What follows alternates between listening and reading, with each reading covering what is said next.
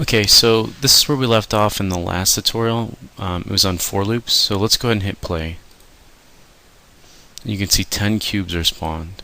So just as a quick review of different types of loops, this one is a for loop, and so what it's checking is we're initializing our variable.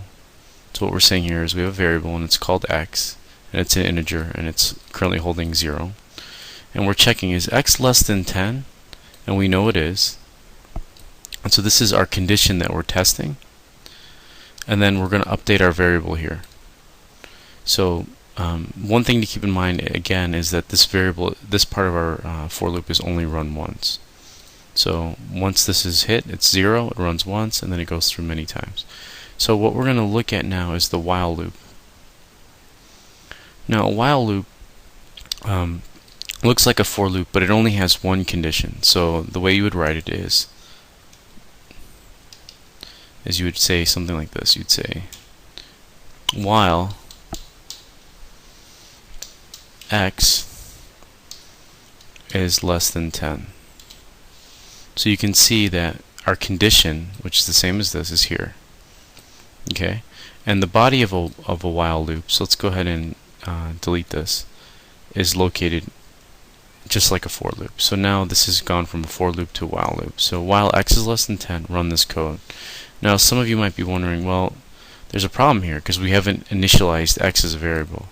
And so that variable initialization actually happens outside of the while loop.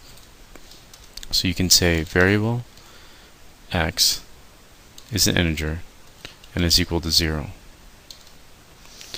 So the problem with this right here is while x is less than 10, run this code. Well, x is always going to be less than 10, so this is going to lock up Unity. So what we have to say is while x is less than 10, run this code, and then we have to increment x. So we say x plus plus semicolon. So what happens here now is that we'll get the same result as our for loop, except with our while loop this only checks one condition.